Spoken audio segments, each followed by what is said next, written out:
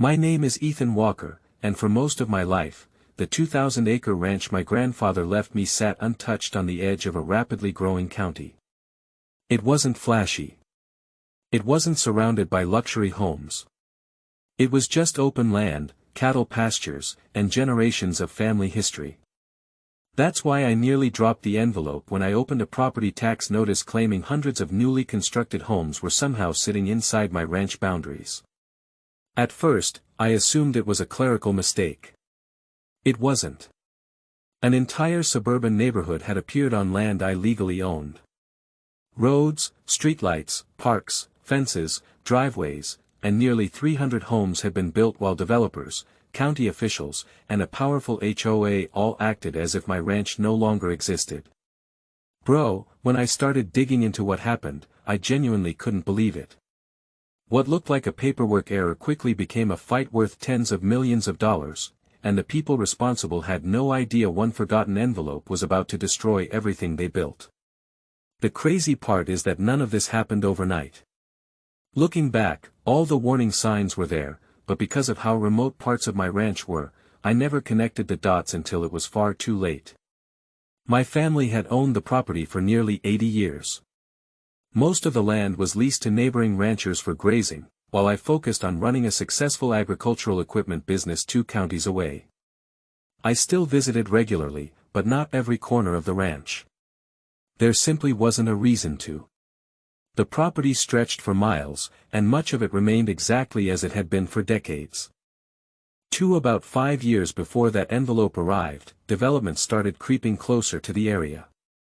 Large tracts of farmland were being sold to investors, and new subdivisions seemed to appear every few months. At the time, I didn't think much about it. Growth was happening everywhere.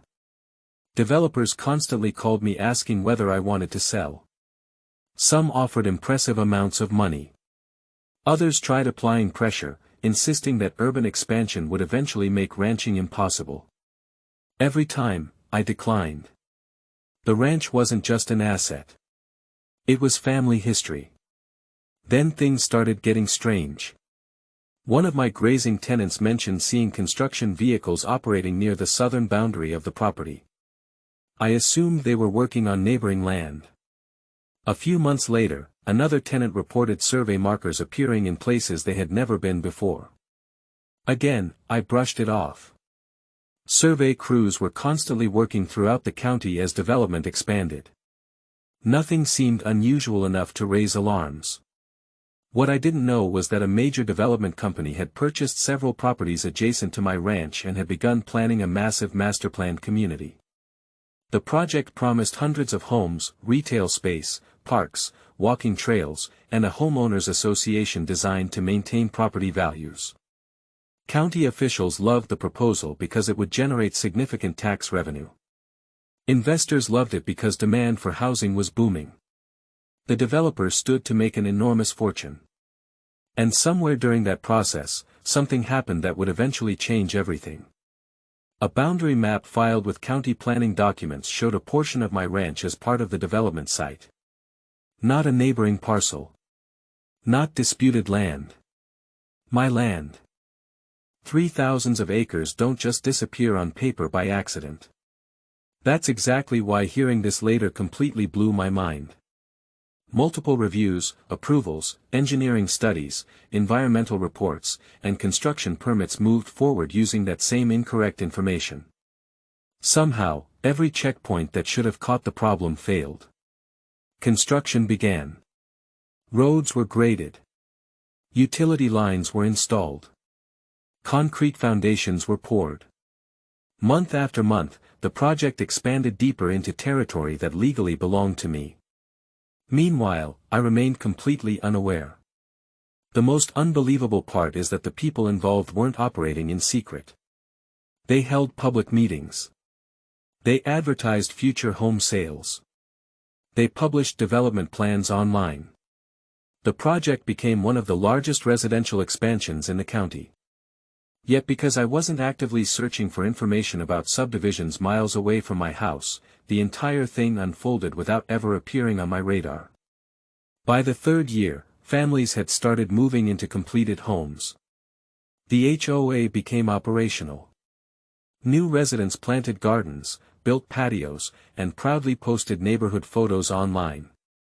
Everyone believed they were purchasing homes inside a legitimate development. Nobody suspected anything was wrong. Then the envelope arrived. What began as a routine property tax notice contained numbers that made absolutely no sense. Assessed values, parcel descriptions, and property references appeared that I had never seen before. The moment I started comparing those records against my original ranch deeds, a sick feeling settled in my stomach. Because for the first time, I realized this wasn't a small paperwork error. Someone had built an entire neighborhood on my ranch. For the next few weeks became an obsession. I canceled meetings, postponed business trips, and spent nearly every waking hour digging through property records. At first, I expected a simple explanation. Maybe 2 parcels had been mislabeled. Maybe a survey company had entered the wrong coordinates years earlier. But the deeper I looked, the worse everything became. The county records showed a chain of approvals stretching back years. Every major document connected to the subdivision referenced maps that included land legally belonging to my ranch. Engineering reports used those boundaries. Construction permits used those boundaries. Utility easements used those boundaries.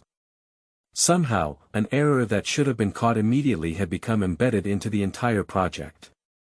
Then I hired a private land surveyor. That report changed everything. Using the original deeds, historical surveys, and GPS verification, the surveyor confirmed that nearly 300 completed homes, several neighborhood parks, and miles of newly constructed roads sat inside property lines that I still legally owned. Bro, hearing that made my stomach drop. This wasn't a dispute over a few feet of fence line. This was one of the largest property mistakes anyone in the county had ever seen. As news of my investigation started spreading, strange things began happening. Phone calls went unanswered. County offices suddenly became difficult to reach. Requests for documents were delayed. Meetings were postponed without explanation. The people who had once proudly promoted the development seemed desperate to avoid discussing it. That was the moment I realized something important. Too many people had signed off on too many documents for nobody to notice. 5. Either an unbelievable level of incompetence had occurred over several years, or certain people had quietly hoped the mistake would never be discovered. And the more resistance I encountered, the more convinced I became that someone was trying to protect themselves. What I didn't know yet was that hidden inside thousands of pages of records was a single document that would turn the entire situation upside down, and place the developer, the HOA, and several county officials in serious trouble. I found the document completely by accident. After weeks of reviewing records, surveys, emails, permits, and planning applications, I was buried under thousands of pages of paperwork. Most of it repeated the same information over and over. Then one evening, while comparing early development filings against later revisions, I noticed a discrepancy in a forgotten attachment that almost nobody would have bothered reading. The attachment contained an internal survey review from the earliest stages of the project. And there it was. A clear warning. Years before construction even began, an independent consultant had flagged potential boundary conflicts involving my ranch. The report specifically recommended additional verification before any approvals moved forward. Someone had received that warning. Someone had signed off on it. And then somehow the project continued anyway. Bro, I genuinely couldn't believe what I was looking at. The entire narrative instantly changed. This was no longer a simple mistake that everyone had innocently overlooked. There was now documented proof that concerns had been raised long before roads, homes, and parks were built. Whether people ignored the warning, dismissed it, or hoped it would disappear, the result was the same. My attorneys moved fast. 6 formal notices were sent. Emergency meetings were requested. Copies of the report were delivered to county officials, lenders, insurers, and the developer's legal team. Within days, panic started spreading behind the scenes. Suddenly, the same people who had avoided my calls wanted urgent discussions. The HOA board was especially shaken. Homeowners had purchased properties believing every approval was legitimate. Now they were learning that the land beneath portions of their neighborhood was tied to a massive ownership dispute. What happened next created absolute chaos. Financing concerns emerged. Insurance questions followed.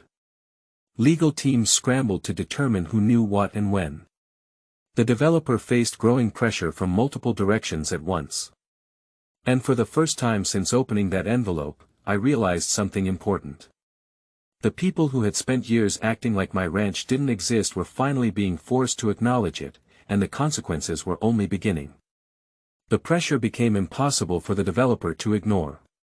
Over the next several months, attorneys, survey experts, insurers, lenders, and county representatives met repeatedly to figure out a solution. Nobody wanted the situation dragged through years of public litigation. The homeowners were terrified about their property values, county officials were facing difficult questions about the approval process, and the developer was staring at a potential financial disaster. After countless negotiations, a settlement framework finally emerged. The developer acknowledged the boundary issue and agreed to compensate me for the portion of ranch land that had been incorporated into the subdivision. Additional payments were structured to cover years of unauthorized use, legal expenses, and other damages connected to the dispute. The amount remained confidential, but it was substantial enough that industry insiders spent months talking about it. 7. Most importantly, homeowners were protected. Existing property owners kept their homes, title issues were resolved through a complex legal process, and the neighborhood remained intact. Honestly, that was the outcome I wanted from the beginning. The residents weren't the ones who created the problem. When the final agreements were signed, the crisis that had threatened hundreds of families finally came to an end. But while the neighborhood survived, the developer's reputation didn't recover nearly as easily. The consequences of ignoring one warning report had followed them all the way to the settlement table, and everyone involved knew it. Looking back, the wildest part wasn't the money or the legal battle. It was how an entire system kept moving forward after clear warning signs appeared. That's exactly how real-life disasters happen. Small problems get ignored until they become impossible to hide. Bro, the karma here was undeniable. One overlooked report eventually exposed everything. The people who assumed nobody would notice my ranch had built their plans on a foundation that couldn't hold forever. If you enjoyed this story, make sure to like, subscribe, and turn on notifications so you never miss the next unbelievable HOA, revenge, and karma story. And tell me in the comments, what would you have done if you discovered an entire neighborhood had been built on your land?